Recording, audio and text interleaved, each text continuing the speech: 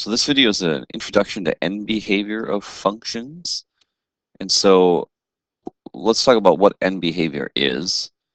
End behavior, it describes what is happening on the ends of the functions.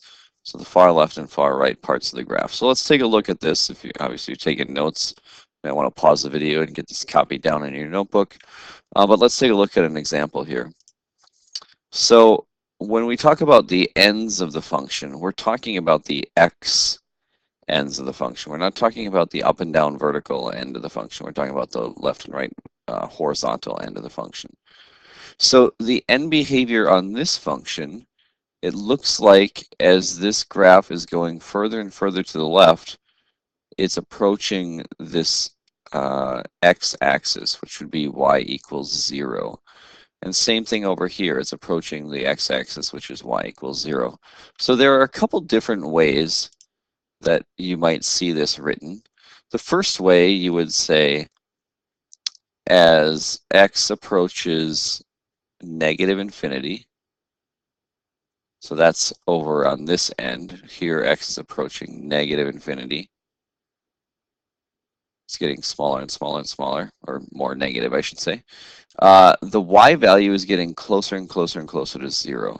So we would say y is approaching 0. And then likewise, as we go further and further to the right, as x is getting closer and closer to infinity, as x approaches infinity, the y value is also getting close to 0. So this graph is tapering off toward this horizontal asymptote line at 0. So y is approaching 0. And there are ways algebraically to figure this out, and we'll talk about that in a different video. But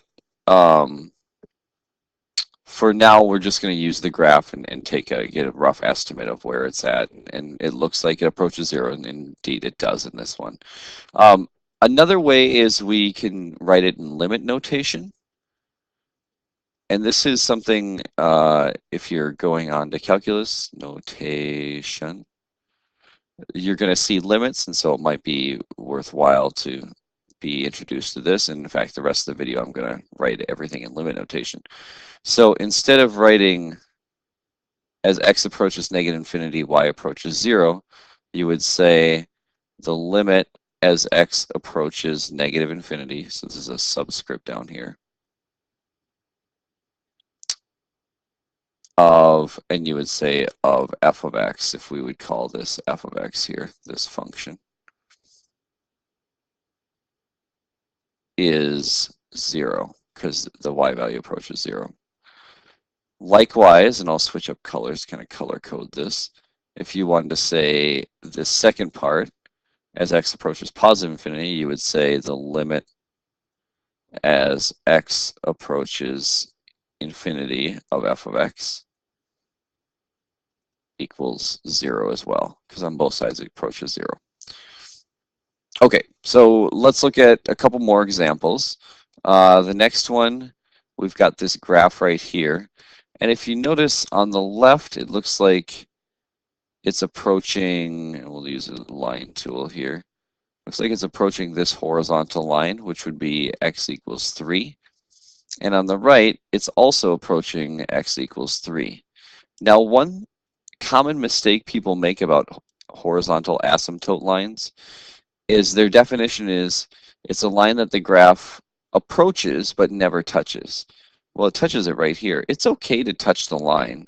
It's just an asymptote line describes the end behavior. It describes what's happening on the far end of the graph. And on the end of the graph on the left, it's approaching this line y equals 3. And on the end of the graph on the right, it's approaching y equals 3. So to write this in limit notation, I would write the limit as x approaches negative infinity of this function, we can call this one f of x as well, is 3. And the limit as x approaches positive infinity of the function is also 3, because it approaches this line, this horizontal line of y equals 3. And that's it. So this is main idea of end behavior. If you understand this, you're well on your way to understanding this stuff.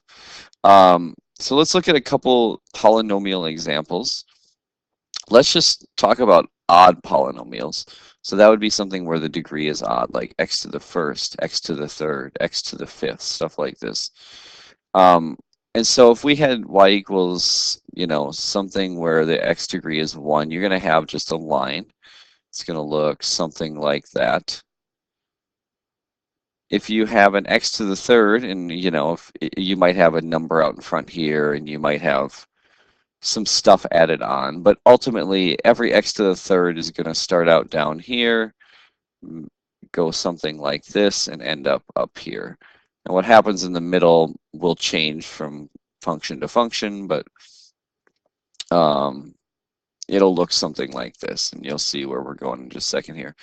A fifth degree polynomial is going to have 5 roots, so it's going to look something like this.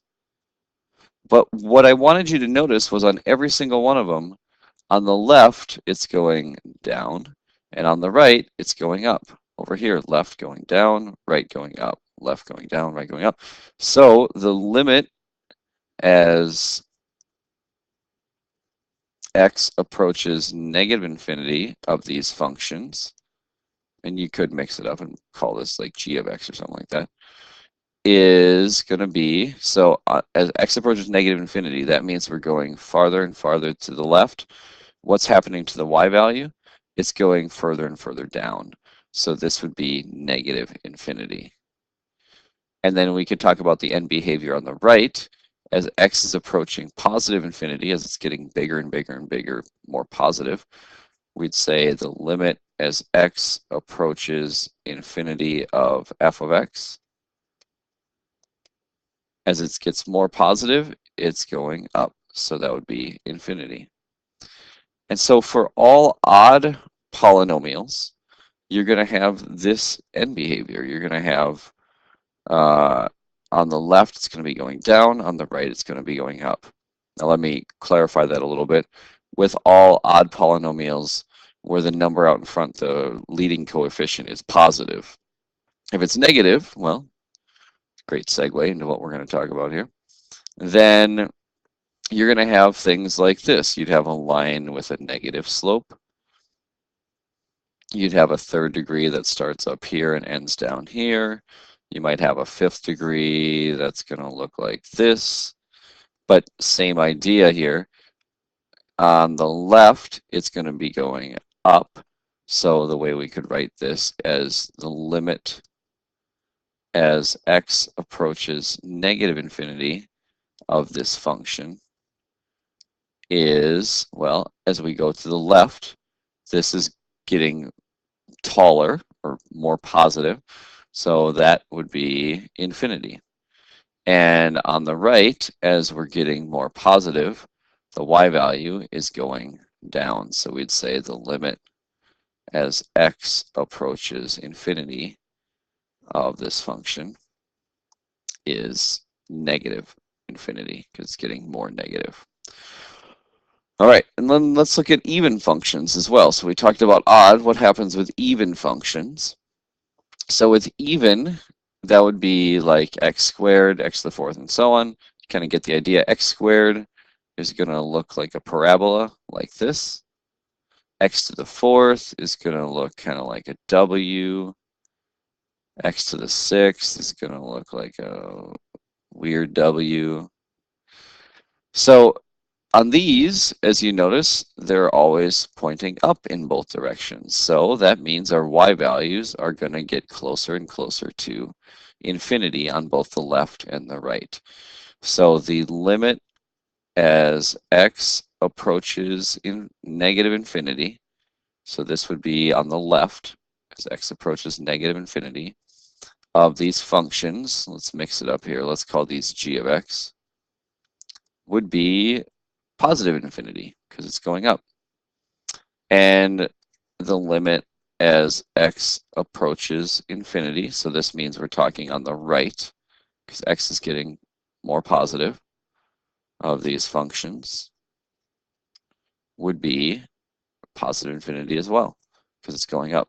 That's going to happen whenever you have an even degree polynomial with a leading coefficient not of 0. I should probably clarify that. Or the even degree where the leading coefficient is going to be positive. And then if it's negative, these are going to be flipped upside down. So negative would look like this, or an M, or I don't know, some mountainous terrain, something like that. So these are going to be the same idea as the ones up above, but this time the limit as x approaches negative infinity. So on the left, it's getting more negative. The y value is getting more negative. So we would say it approaches negative infinity. And likewise on the right, as x is getting bigger and bigger, the y value is getting more and more negative. So the limit as x approaches infinity of g of x is negative infinity. It's going down. All right, so that's kind of the main gist of end behavior. Hopefully that makes some sense.